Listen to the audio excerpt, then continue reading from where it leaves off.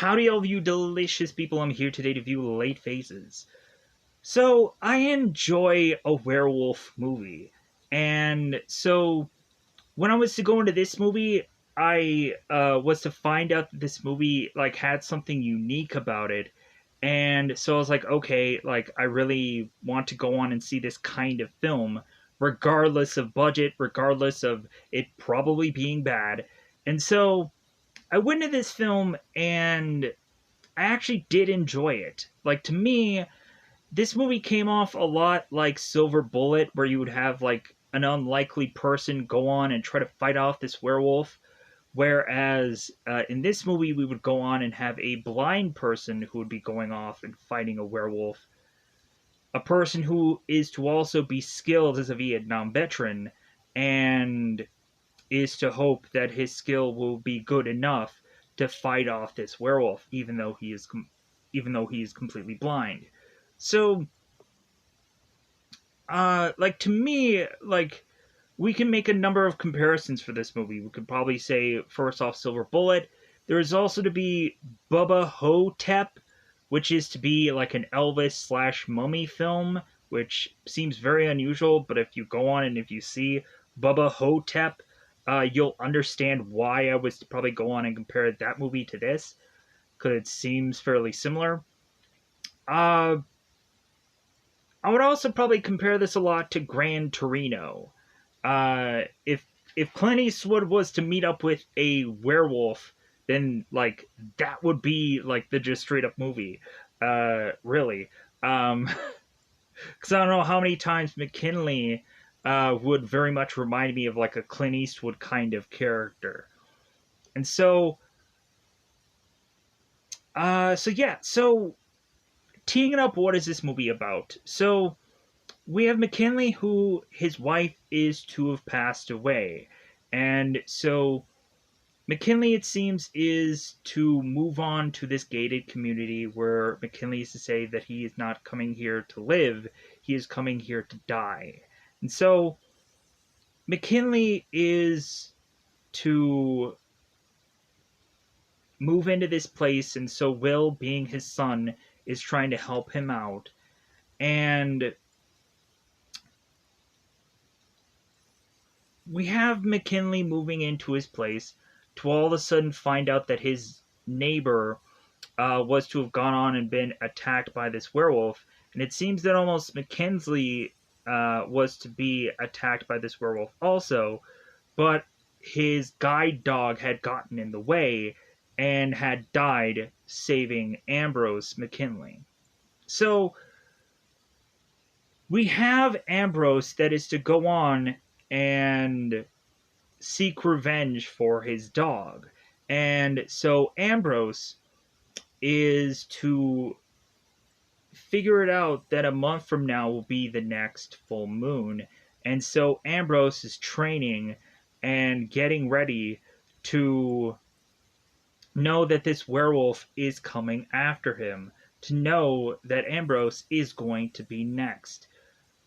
But then the further and further we get into this film, we are to think that there is going to be one individual werewolf that is going to go up against Ambrose, but instead we'll find out in the later part of the film that actually there'll be more than one werewolf going after Ambrose.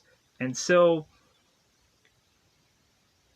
we venture further in through all of this, and we have Ambrose, who is going to go on and do the usual werewolf kind of setup, going to some ammunition store to try and go on and buy silver bullets to also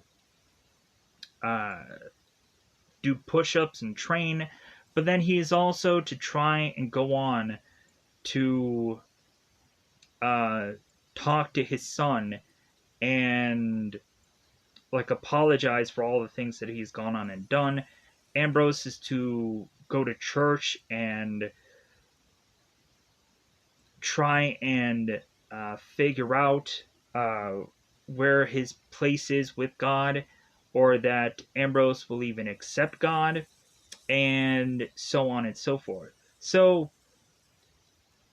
with that said, that's what happens for a good bulk of this film. So I think it's about that time to just go into that double five time territory, so that way I have something to say within spoilers. Because I think it's about that time yet again to go into that double five. Because otherwise, that time again to go into spoiler time. Spoiler time. It's about the time you can spoil this movie. Where can you find this movie before we head into spoilers? Currently, this movie is available on Tubi, Tubi, or it's also available on, I believe, Vudu, VUDU, for absolutely free. Uh, the grading of this movie, I would say that it's an interesting film. That probably means probably in between bad and okay. Interesting just kind of feels like it's still a thumbs up kind of film. Uh, but I think people should also go and understand what they're probably going to get out of this movie, which isn't much. And it's a fairly like small budgeted like movie, but I liked it. I enjoyed it because it was my kind of film, and some people may not feel that way. So you can go out of your way to just not watch this movie at the end of it all. But anyways, I'm just going to get into spoilers because it's spoiler time. Spoiler time. It's about to start making spoil this movie. So in the very beginning of the film, we have McKinley, or Ambrose, who is talking to a guy named O'Brien. And O'Brien is to be selling tombstones. And so it seems that there is a certain kind of price for a number of these kinds of things. But Ambrose, of course, is to be blind, so he can't really tell what the difference between much of any of this is. And so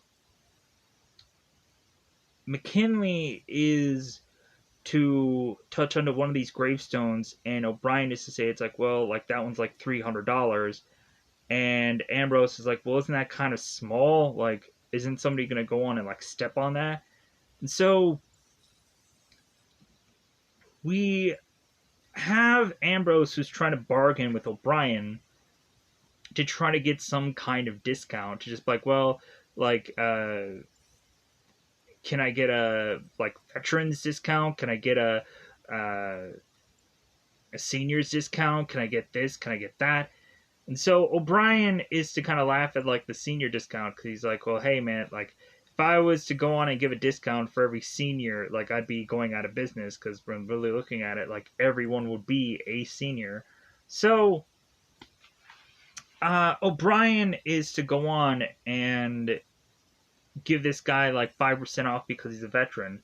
So they're to have Ambrose kind of come up with something that he is to want, and he just can't quite come up with anything. So Ambrose is like, okay, well, I'll think about it. And O'Brien is like, well, do you want me to hold anything for you? And Ambrose is like, no, I got time. And O'Brien is like, well, everybody thinks that they have time. So Ambrose goes on to get picked up by Will, and they end up going off to the new house that McKinley will live in. So Will and McKinley are to, of course, make it to the home before the movers get there, so the house is completely empty. Ambrose is to mention how like empty this house is, and Will's like, well, yeah, that's the point. So Ambrose is to touch upon this wall and is to notice these three scratches. And so Ambrose is kind of to, or like smart enough to try to kind of feel through this wall to at some point pull out this claw. Ambrose goes on to meet with a girl named Dolores and is to ask her what this item is. And so Dolores is to mention that it's possibly a claw. So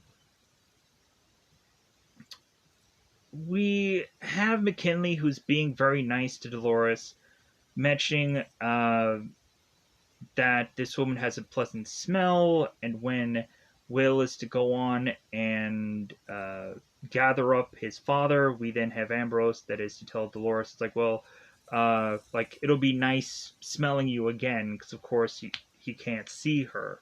So Ambrose makes his way back to his place. So uh, we have at one point, Will was to retrieve his dad because he was afraid that Shadow wasn't with him, and so Ambrose was going to start smacking into everything, like he technically does start to do because he starts smacking into certain mailboxes. But so Ambrose makes it back into his place where he is to be kind of putting bullets into his gun. And we all of a sudden have this welcoming committee that is to welcome Ambrose into the community with just a bunch of sugar and cake and stuff like that. And so Ambrose, of course, is to mention that he can't have sugar, and so it's like, thank God. So now, like, this guy is to have all good reason to get rid of these women, because the one thing that they are to send his way is to be the one thing that he cannot eat. So it seems that these women are to be immediately kind of upset with Ambrose for having this gun, and Ambrose is just like, well, like, I'm a Vietnam veteran, and like I think I know how to handle a gun. And they're like, but sir, but you're blind. And it's like, so what? Like I'm still a man. So every way of which that they are to kind of be offended about this guy, like we of course have Ambrose, who's to kind of have this kind of smart comeback. So there's nothing that they can go on and do. So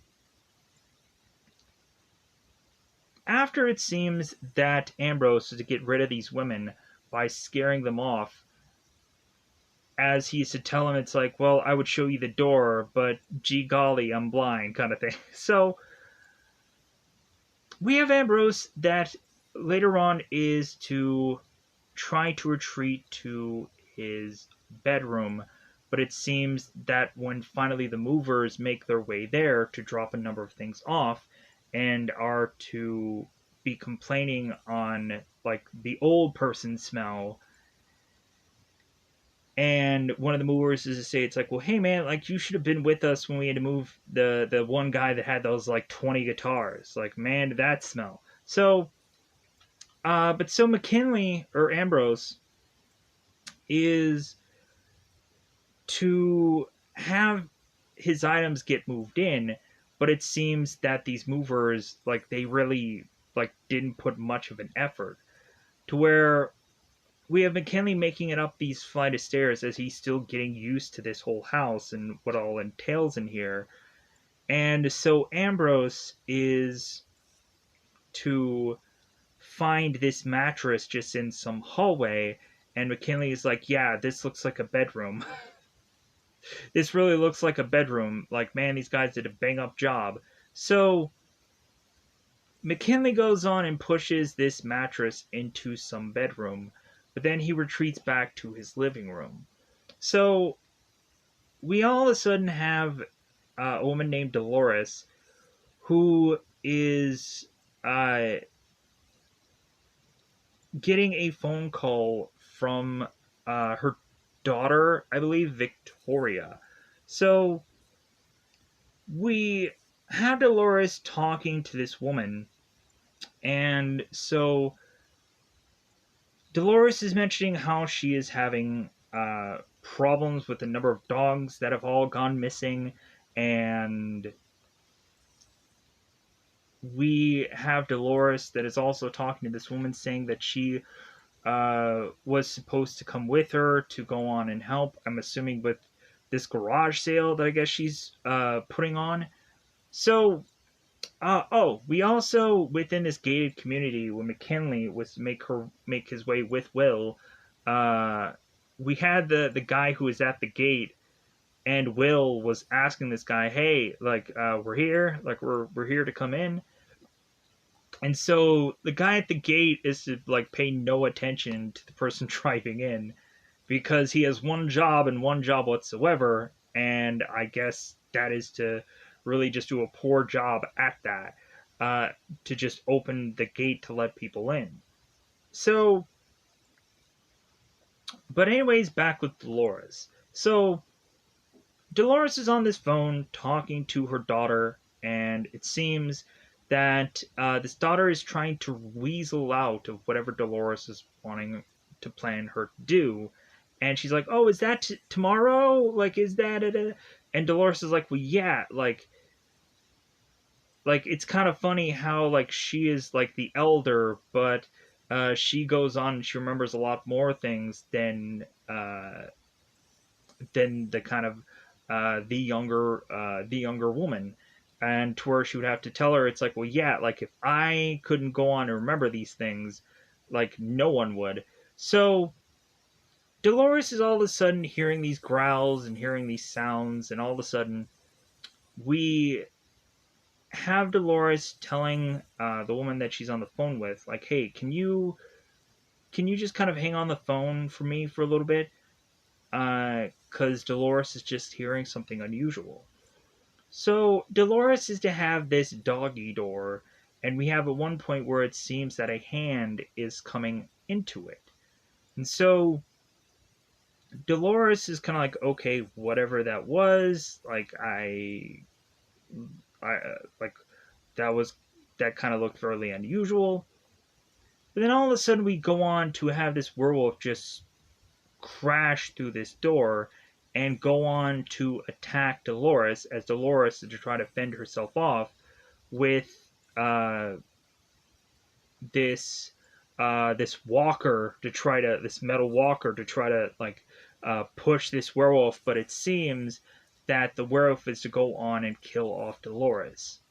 So we have McKinley, who is consistently banging against his wall for Dolores because he is to go on and hear her scream and hear these unusual noises. So at some point, with McKinley consistently making this noise and the werewolf bashing its way to have McKinley go flying against this wall as McKinley was trying to hear closely to the wall, we then have the werewolf that comes in to try and attack Ambrose, and we then have Shadow, who is of course Ambrose's dog, get in the way between them, and so Shadow is to die, saving Ambrose's life against this werewolf. The werewolf ends up running off, and so Ambrose is to be like, I'm gonna get revenge on this thing. It killed my one dog. Like, you've ticked me off. So, Ambrose is to go to a veterinarian, and it seems that the veterinarian place, there's nothing that they can do. And so,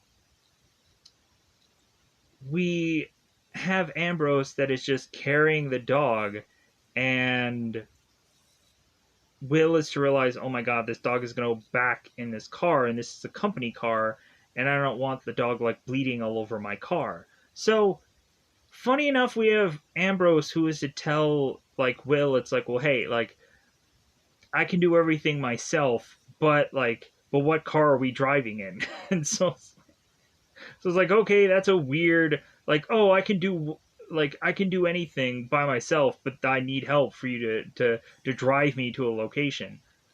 So we then have Ambrose with a bloody shirt and all making his way back to his neighbors where they're filing this down to be another animal attack. And so Ambrose is going on to meet with these officers, and both Officer Lang and Officer Bennett, to see if there is any statement that, of course, he needs to put out. So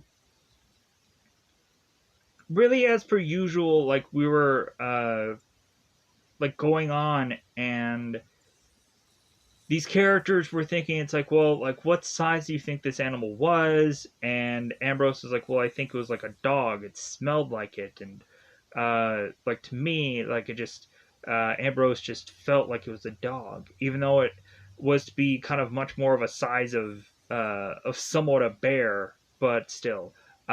So we have Ambrose who finally gets a change of clothes and is to be kind of in his rocking chair and realizes that it's like, okay, well, I'm going to go after this werewolf for killing the nice lady Dolores, but also killing my dog. And so Ambrose is to turn and ask Will when exactly is possibly the next full moon. And Will is to say, it's like, well, the next full moon is roughly about a month from now. And so Ambrose is like, okay, like, all right, so I'll have a plan. So Will and Anne, who is Will's wife, they're kind of like wondering, is he okay? Like, is there something wrong? So we have at one point the next day where Ambrose is. Also, Will is to realize that like Ambrose's home is like a mess after all the stuff was kind of moved in, and so kind of Will wants to help out his dad. Will also is to find this wedding ring of his mother's and just be kind of confused about this. And so at some point later on in the film, we have Will that confronts Ambrose about this to be like, hey, like I thought you put this in the grave with mom, but you didn't. Why? As the both of them are kind of getting very upset with one another, and we had Ambrose and Will, who Ambrose is telling Will, it's like, well, hey, like, how about you just be concerned with yourself? How about you just get worried? How about you just think about you and you alone? To where Will is to have mentioned to his dad that Anne is to soon be pregnant with a child. So Will is going to go on and move back with Anne's parents, and so that means that Will is going to leave his dad all alone. So, but anyways, we have pushing on here. We have we have Ambrose, who at some point is to have this mailman come to his place. And we have this delivery man talking to Ambrose about this blood. And so we have Ambrose who is to ask the delivery man, it's like, well, hey, like, can you, like, can we follow the trail together? You and me, like, follow this trail together and you take me where this blood ends? And so the delivery man is like, okay, sure. So we, of course, have Ambrose, who is to have had this shovel with him because he is digging a hole to, of course, put Shadow in this hole and just kind of leave it out there. And we have Will, who's like, well, like, I'm sure, like, his neighbors are soon going to complain about the smell. So Ambrose goes on to meet this neighbor, and so Will is to meet Gloria, I believe. So Will meets up with Gloria, and come to find out, while Ambrose makes his way through this house, he finds that there is another man living there. But this man, of course, is in this machine called an iron lung, and so Ambrose ends up asking Gloria if this guy gets out of that machine at all, and Gloria is to say, it's like, well, this guy gets out of this machine as often as you blink, which is never. So, yeah, he's not getting out of that machine. So, we also had Ambrose who was to almost accidentally turn off this machine because he didn't even realize what it was. He didn't realize that there was somebody actually in there, and so on and so forth. Like, he couldn't figure it out. So, so next up, after after Ambrose was to make it back to his house, we have these police officers that drop by again because it seems that Ambrose is getting some complaints. And so these police officers don't do anything about it, but we of course have Ambrose who is to give one of these police officers some fire about Ambrose possibly going off to this church. And so the officer is to say that this is probably a good idea for him to start meeting people in his community and yada yada yada. So Ambrose goes. I'm getting freaking names confused as per usual. Ambrose goes on to make his way onto this church bus, and so it seems that Ambrose is to make quick friends as the preacher. It seems Ambrose to realize is to be a smoker, and the priest is say it's like, well, yeah, I guess I can't get the smell out of my beard, so yeah, like I am a smoker, and so Ambrose is to also like turn to this guy Griffin, and it seems they're making fast friends between them. So the sermon, of course, that the preacher is going to go with is about sacrifice. And so he goes on and on about that, of course, there is always to be a number of family members, and there is to be a number of people that will never know or understand the sacrifices that a person has gone on and made, or that anybody would go on and remember any of the sacrifices that a person had gone on and made.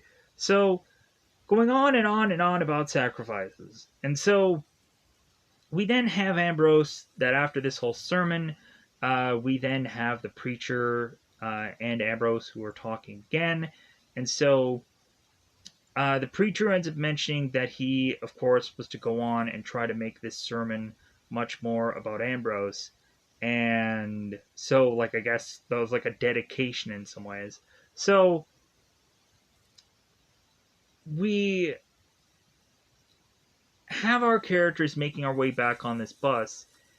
And so we have Gloria and a number of other women that, of course, are to be Emma and Clarissa, going on and talking to Griffin and stating that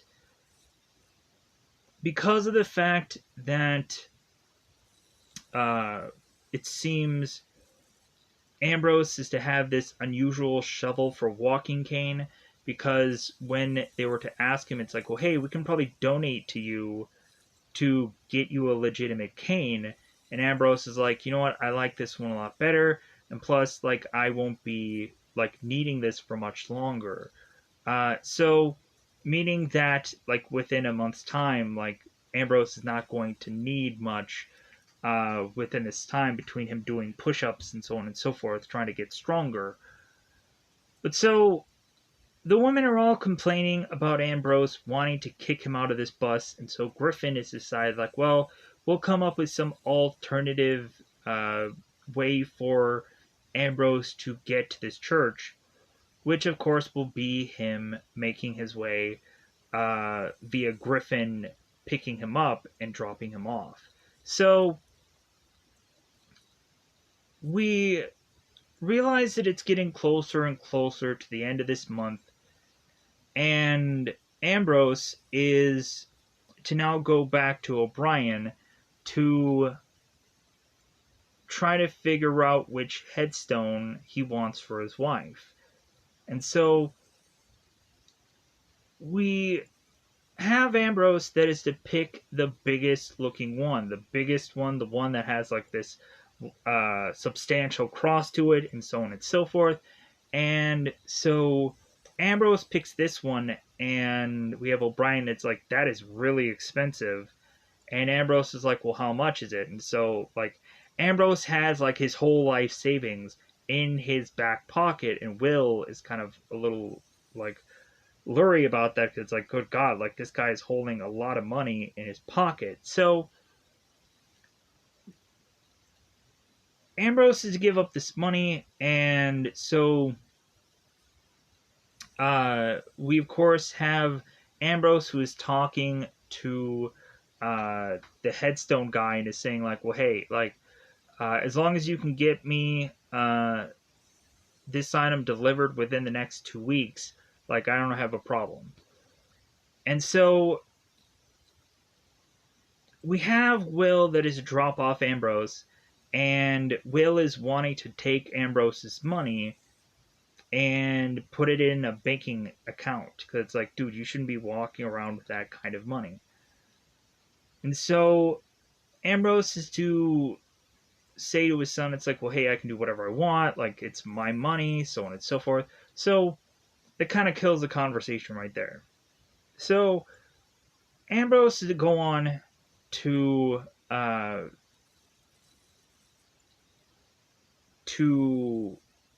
put his dog in the dirt, so to speak, and is to be outside. And all of a sudden, we then have this masked figure who is to appear in Ambrose's backyard, and Ambrose is to sniff it out.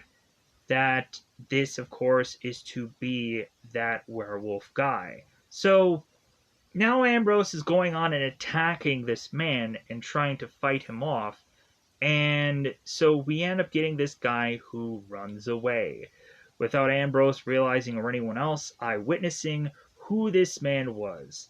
And all that he had was a scarf left behind. And so we had Ambrose that was hoping that maybe the detectives or the officers could go on and like get any kind of DNA or any kind of fingerprints or anything like that from a scarf. And they're like, no, we can't do anything like that. So Ambrose goes on to the next day to realize that this bus is not retrieving him, and so Ambrose is like, "What the fuck?" So Ambrose is to then realize that this car is picking him up instead. So we again have Ambrose who goes off to go to church, and it seems that this time around, it seems that Ambrose is to be supposedly really paying full attention to the preacher for this sermon. And so afterwards, when the preacher is to talk to Ambrose, we had the preacher that was stating to Ambrose, it's like, man, you were really paying attention, it seemed in this time around. And Ambrose was just saying like, no, like I was concentrating on something else. I was concentrating on like, how is it that you became this priest, and so on and so forth. That's what I was thinking so hard about. So so we go on and have the conversation between these two characters, and it seems to go on to a very dark path where we of course have Ambrose who is to mention that like God doesn't accept him, and so he doesn't accept God. And we have Ambrose that it seems like with the way that he's talking, that he may not be alive for much longer. And the priest is like, well, what are you talking about? So when Ambrose is to finally be delivered back to his place, we then have the headstone that gets delivered to Ambrose's place. So Ambrose is to have the delivery guy go on and drop this tombstone in the back of the house. And we also have Ambrose that is to pay this delivery man to bring him to an ammo shop. So here's, of course, where we go on and we get the silver bullets. So Ambrose is to go on into this place to meet with a guy named uh, Westmark. So Westmark is to talk to Ambrose about silver bullets, and so Westmark, it seems, when Ambrose is to ask him, it's like, well, hey, like, when I'm saying that I want silver bullets, like, what is the first thing that comes to mind? And Westmark is to say, it's like, well, the Lone Ranger. I'm like, how is it that everybody can remember, like, the Lone Ranger always had silver bullets? Like, is that always the same thing that somebody got from uh, some other kind of werewolf movie? Did somebody get that from Silver Bullet? And like, so like everybody's just been repeating that for years, but like, oh yeah, the Lone Ranger, because that's every single werewolf movie always is to be like, oh yeah, like you just want to be just like the Lone Ranger, when really it's always to hunt down werewolves. So Ambrose to ask Westmark if there is to be any guy that had asked for silver bullets within this shop, because not only uh, does Ambrose want silver bullets, he wants silver shotgun shells. And Westmark is saying like, well, that's going to be like kind of harder to do. And Ambrose is like, well, I just want one, and that'll be good enough for me. So Westmark is to look through to try to figure out who was the one guy who was to go on and ask for this before, because there was one. And come to find out, they end up having to showcase that this was to, of course, be Griffin, who is to go on and want these, as it seems. We have this character who is going on to put Neosporin into these claw marks, and we're like, oh, so this is to set up fairly early of who the werewolf guy really is, instead of kind of leaving it towards the end or leaving it to be a mystery. So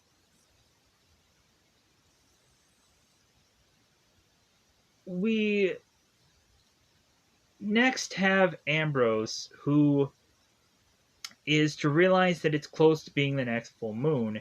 And so Ambrose is getting prepared to go after or have this werewolf come after him. So Ambrose isn't exactly sure what legitimate day it is. So Ambrose is hiding out in this closet, and all of a sudden we have Will trying to uh, meet up with his dad so he can talk to him. And all of a sudden, Will is to be almost dodging bullets from his dad. And so Will is to now be freaked out because his dad is coming at him with a gun. And so Ambrose is like, well, I'm sorry. Like, I was preparing. So Will and Ambrose end up talking, and basically all the conversation that I had said before is what they said here. So, like, I kind of don't want to repeat myself, so that ends up kind of covering most of that scene. So, the next thing that we end up starting to gear up for is that Griffin is to go on and find certain people of the community and bite into them to try to force them to become werewolves also. We have Griffin, who is to go on and meet with Emma and say that it seemed like her and him were to hit it off, and that Griffin, of course, is to want Emma's arm, and because he's going to bite into it, forcing her at some point to become a werewolf. Then we, of course, have Griffin, who makes his way to Clarissa and husband's home, where it seems that he just shows up unannounced and is to have them come into the room and just pray with him. So they're like, okay, let's go on and let's pray. So the husband is like, hey, this is so late at night. What the heck is going on? Should we call the police? Clarissa's like, no, let's just pray and maybe he'll just leave, kind of thing. So they start praying, and all of a sudden we have Griffin who bites into Clarissa, and I'm assuming her husband's arm, to again bring forth more werewolves. So now we have the preacher who is to go on, and he, of course, is to talk with Ambrose. And he honestly did not like how they kind of left things. So the preacher was to talk about how Ambrose used to be a guy who was to go in the military and try to save people. And so maybe it's time that Ambrose should try and save himself. That maybe there should be time for this guy to go on and and like be welcomed into God's arms. So the preacher goes on and leaves to meet up with Griffin, and so Griffin is to tell the preacher that all the things that he had given him in the past to try to stop or ward off this werewolf did not work. That Griffin has gone on to put rosaries on and put all these things on, and nothing is to work. And so the preacher, of course, is kind of out of his element. It's just like, well, like, I'm sorry, like I didn't think what you were telling me was really real. And so we go on to have Griffin, who is to transform right in front of the preacher. And so the preacher, who is to be freaked out about this, runs off to his car, and we have a werewolf that bashes its way on top of the preacher's car and breaks through his windshield easily to then go on and kill the preacher and is to tear and rip through him. So we go on to have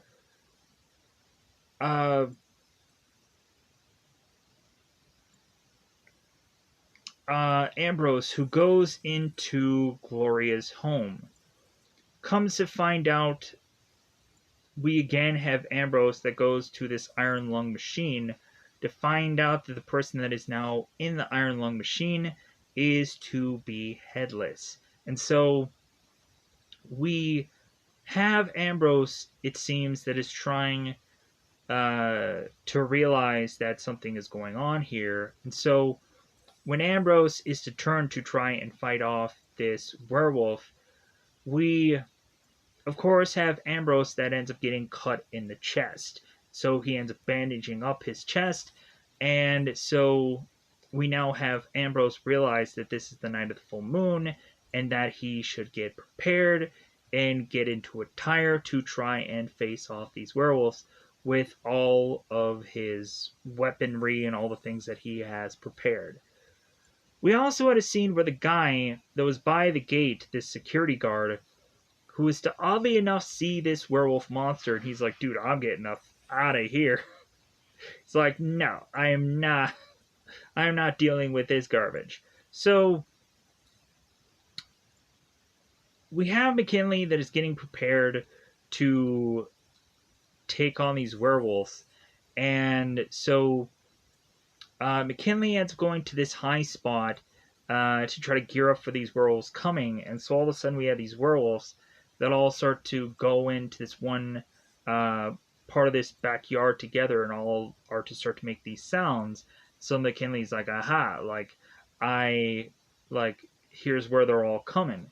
So McKinley is to also use this hearing aid to hope that he can better spot where these werewolves are, to maybe enhance his hearing so he can kind of make out sounds. So at certain points we have, when werewolves are trying to make through this window, we have McKinley who shoots them right in the head and they die.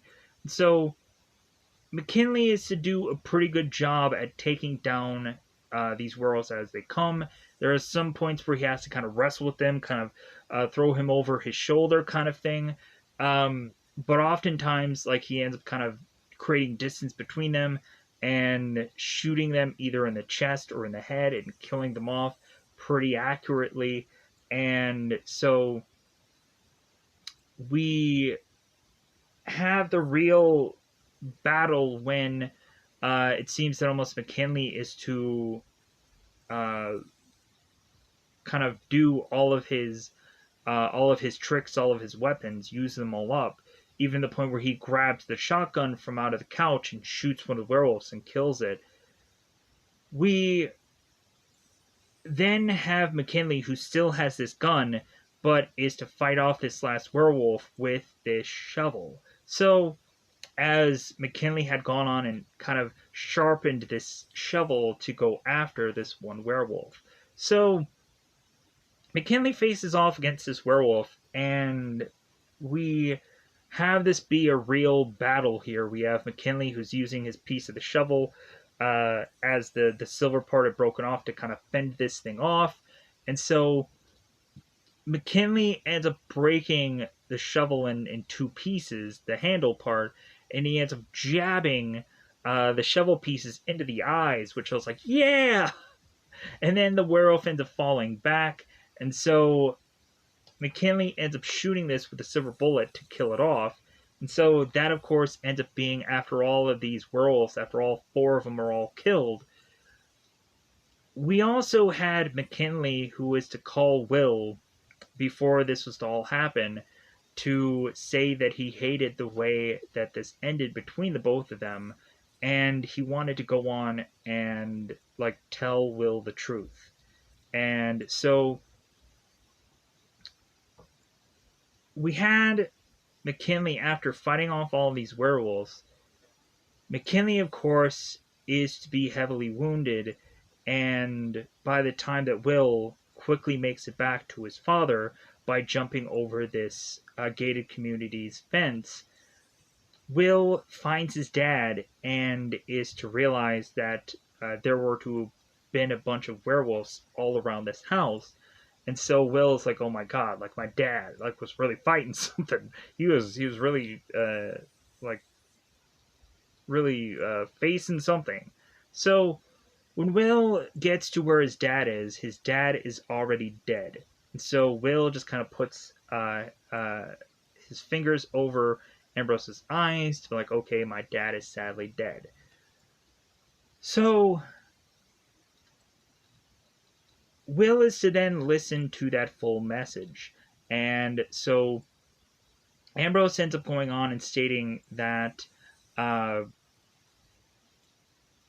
when he, of course, became blind, he became blind to everything, like his wife, his son, everything. It kind of took everything away from him, and like he realized now that like what a mistake that was, like what damage that did, and so on and so forth. And so like he really wanted to go on and make amends and like apologize and so on and so forth.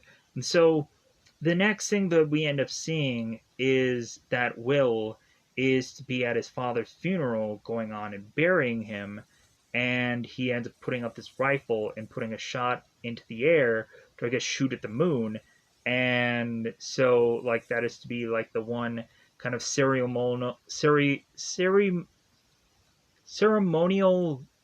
burial that is to try to be like a military style kind of burial that Will is to try to go on and do for his dad, even though his dad is retired. So, with that said, that does technically wrap up this movie. Let me know in the comments below how you felt about the late phases. It is a unique film. Some people may have a wide different variety of opinions about this movie. Some people may hate it. Some people may enjoy it. Even or some people may just like okay, like I could understand like this movie had a very small budget and this and that, but I don't know. I just found something uh Like, I just found something about it. And so, yeah. With that said, I think I'm gonna find my way out of here to go on and say goodbye, everybody. Goodbye, everybody.